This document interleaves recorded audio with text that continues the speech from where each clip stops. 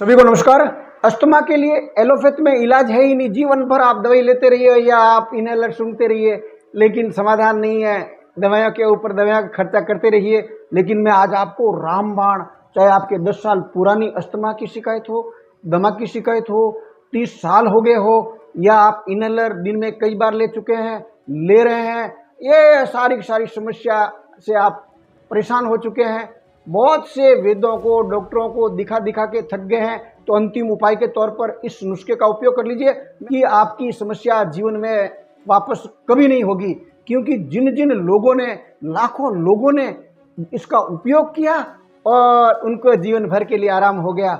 हजारों वैद्य आज इस नुस्खे का उपयोग कर लाखों लोगों को अस्थमा से बचाया है, दमा से बचाया है, ब्रोंकाइटिस से बचाया है। तो क्यों नहीं इस नुस्खे का उपयोग किया जाए। ये नुस्खा इतना जबरदस्त है, अगर पूरे फेफड़े चिपक गए हो, सिकुड़ गए हो, डॉक्टरों ने स्पष्ट रूप से हाथ खड़े कर दिए हो, बहुत से रुपए आपने खर्च करके इलाज कर करके थक गए हो, उनके लिए ये नुस्खा वरदान से कम नहीं है। क्योंकि इसमें 100% रिजल्ट छुपा हुआ है। जिन जिन रोगियों ने इस नुस्खे का उपयोग किया वो आज इसका एहसान मानते हैं। जिन्होंने ये नुस्खे दिए, इतना बेहतरीन है, इतना रामबाण है।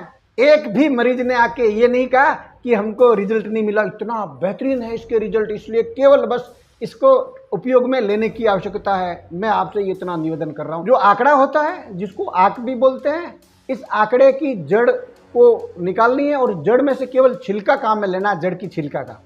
अब वो जड़ का जो छिलका है उसको आप छाया में सुखा दीजिए। जितना वो छिलका है उसी की समान मात्रा में अजवाइन लेनी है और आपके स्वाद के हिसाब से सेंधा नमक डाल दीजिए। उसमें बिल्कुल थोड़ा सा डालना है उसमें, और उसको बढ़िया कूट पीस के एकदम महीन पाउडर बना दें और किसी कांच के पात्र में रख दें ताकि वो उसमें सुरक्षित रहेगा।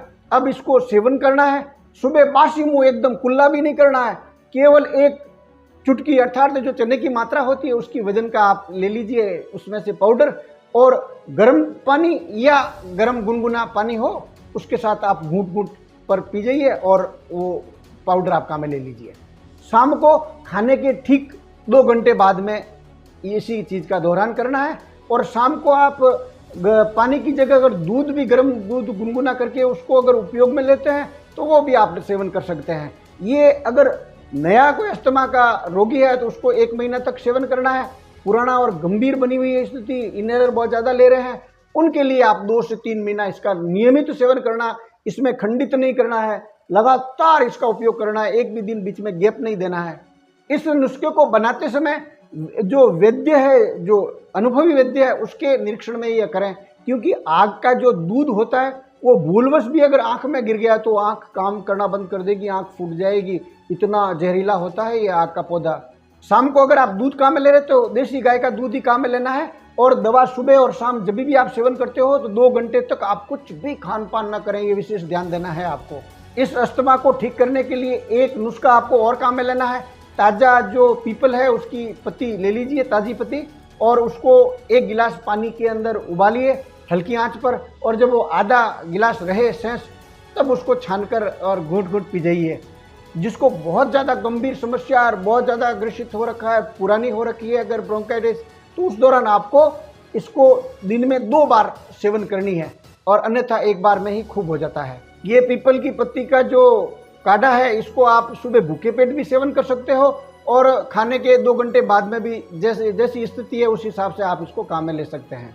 अगर आप चाय पीते हो तो इस चाय की जगह आप वैदिक चाय पीना शुरू कर दीजिए, अर्थात जिसमें मुलेठी हो या दालचीनी हो, काली मिर्च हो, अदरक हो, इस टाइप की पुराने घर में कई जानते हैं, वो आप चाय बना दीजिए और उस चाय का सेवन करिए, और दूसरी जो रात दिन आप चाय पीते हैं उसको बंद कर दीजिए। ये अस्थमा के कोई भी प्रकार का अगर अस्थमा हो, किसी भी प्रकार की दम की शिकायत हो, सब में ये नुस्खे काम करते हैं और बेहतरीन रिजल्ट है, 100% रिजल्ट है इसके। बस थोड़ा सा ये ध्यान रखना, अगर बहुत ज़्यादा कफ अगर आ रहा है तो उस दौरान पहले कफ को दूर करने के लिए, बलगम को निकालने के लिए आप इसमें आप दालचीनी का भी प्रयोग कर सकते हो। उसको दालचीनी की चुटकी भर ली और उसको शहद के साथ में सुबह सुबह उसको आप चाट दीजिए, या जो मुलेठी का चूर्ण है वो 5 ग्राम ले लीजिए, उसके अंदर शहद मिला के और बढ़िया मिक्स कर करा के और उसको चाट जाइए, तो आपका ये जो जितना भी बलगम है पुराना जमा हुआ है वो बाहर निकल जाता है। निकलने तक ये प्रयोग चालू रखिए।